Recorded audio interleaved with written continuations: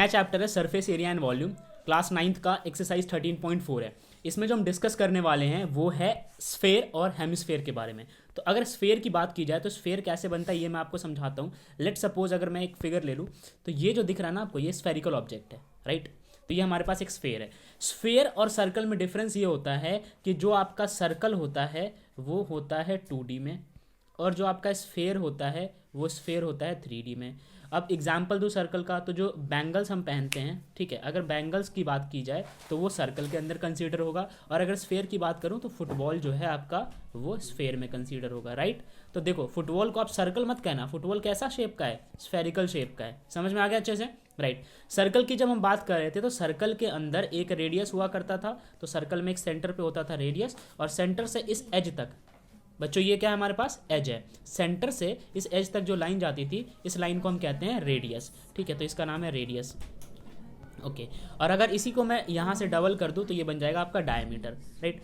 तो स्फेयर जो होता है ना, एक 2D सर्कल होता है। कैसा होता है, 2D सर्कल। अगर सर्कल को 2D में बना दोगे तो स्फेयर बन जाएगा, ठीक है। तो एक अंदर से एक और सर्कल होगा यहाँ पे, राइट।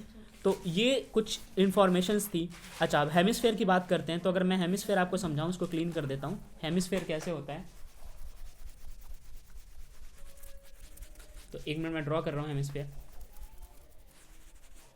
देखो हेमिस्फेयर क्या होता है, एक स्फेयर का कटेड पोर्शन होता है, यानी कि एक स्फेयर लिया, ठीक है, और इस स्फेयर को यहाँ से आपने कट कर दिया, राइट। तो अब कट कर दिया तो नीचे वाला पोर्शन मैं रब कर देता हूँ। तो जब मैंने नीचे वाला पोर्शन रब कर दिया, ये सारा पोर्शन मैंने रब कर दिया, तो जो ये बन के आया ना, ये आपका हेमिस्फेयर है। अब अगर आप इसको 2D में देखने की कोशिश करोगे तो यहाँ से ना, ये यहाँ से कुछ ऐसा और दिखेगा, राइट। तो ये उल्टी कटोरी जो होती है, ठीक है, इसको अगर सीधे बनाने की कोशिश करो तो ये आपका हेमिस्फेयर है, ठीक है। तो इसके ऊपर अगर एक और हेमिस्फेयर में डाल दूँ, एक और ऐसे हेमिस्फेयर डाल दूँ, तो ये और ये मिलकर क्या बना देंगे, एक स्फेयर बना देंगे, एक स्फेयर बना देंगे। यही इंपॉर्टेंट है, ठीक है। अब सीधा सीधा फॉर्मूलेज वगैरह डिस्कस कर लेते हैं हम लोग, ठीक है। तो फॉर्मूलेज को डिस्कस करते हैं, किस किस के, हेमिस्फेयर और स्फेयर के फॉर्मूलेज को। तो सबसे पहले बात कर लेते हैं स्फेयर की।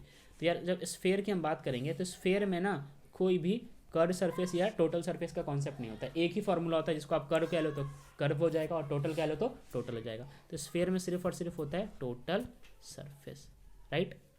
स्फेयर का जो टोटल सरफेस होता है वो होता है 4πr², राइट। तो ये अगर आपका स्फेयर है, ये इसका रेडियस है, तो बस आपको रेडियस पता होगा तो आप इसका टोटल सरफेस निकाल लोगे, ठीक है।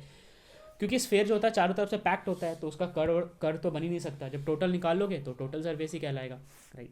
अब हेमिस्फेयर की बात करते हैं, यहाँ पर अब कर देते हैं हेमिस्फेयर की बात करते हैं। तो हेमिस्फेयर के केस में नोटिस करेंगे हम लोग कि उसमें दोनों चीज़ होती है, कर्व सरफेस भी होता है, टोटल सरफेस भी होता है।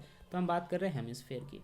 तो अगर मैं यहाँ पे हेमिस्फेयर की बात करूँ आपसे, तो हेमिस्फेयर में टोटल सरफेस एरिया भी होता है और कर्व सरफेस एरिया भी होता है। अब आपके मन में सवाल चल रहा होगा कि टोटल सरफेस और कर्व सरफेस कैसे, तो ये ध्यान से देखो, ये जो चीज़ दिख रहा है ये आपका एक हेमिस्फेयर है। अगर ये पोर्शन भी निकालते हो, ये वाला जो पोर्शन है, जिसको मैं अलग कलर से कलर करने की कोशिश करता हूँ, अगर ये वाला जो पोर्शन है आप ये भी अगर आप निकाल लेते हो, ठीक है, तो अगर ये पूरा इकट्ठा निकालते हो तब तो टोटल सरफेस आएगा। बस इस ऊपर वाले सर्कल को छोड़ के ये वाला पार्ट निकालते हो तो कर्व सरफेस एरिया निकल के आएगा।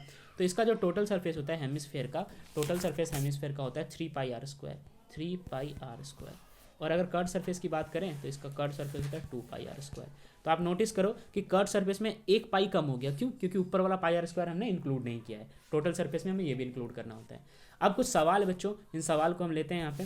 पहला सवाल, find the surface area of a sphere. एक स्फेयर का आपको सरफेस एरिया बताना है, और यहाँ पे आपके पास क्या गिवन है, रेडियस गिवन है। पहली बार रेडियस गिवन है 10.5, दूसरी बार गिवन है 5.6, और तीसरी बार गिवन है 14 सेंटीमीटर। ये चीज़ बोला हुआ है। अब यहाँ पे देखो हम कैसे निकालेंगे, तो हम यहाँ पे ड्रॉ करते हैं अगेन अपना एक प्यारा सा एक स्फेयर ड्रॉ कर लेते हैं, ठीक है। ये स्फेयर मान लो, ठीक है। अब इस स्फेयर में अगर मैं आपको डिटेल में लेके चलूँ तो आपको यहाँ पे मिलेगा एक रेडियस, ठीक है, और ये है इसका ये सेंटर, और यहाँ से एक रेडियस, राइट।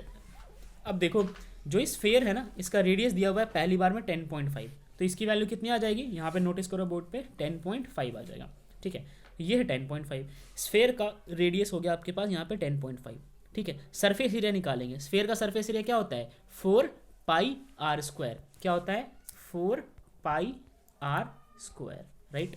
तो यहाँ पे 4 की जगह नोटिस करो, यहाँ पे 4 अपनी जगह पे है, पाई की वैल्यू क्या होती है 22/7, यहाँ 22/7 पुट कर दिया। रेडियस कितना था 10.5 का स्क्वायर, तो यहाँ पे हमने क्या डाल दिया 10.5 का स्क्वायर। समझ में आ गया? इस तीनों को जब मल्टीप्लाई करा लेंगे तो ये आ जाएगा 1386। ओके, ये फर्स्ट क्वेश्चन था।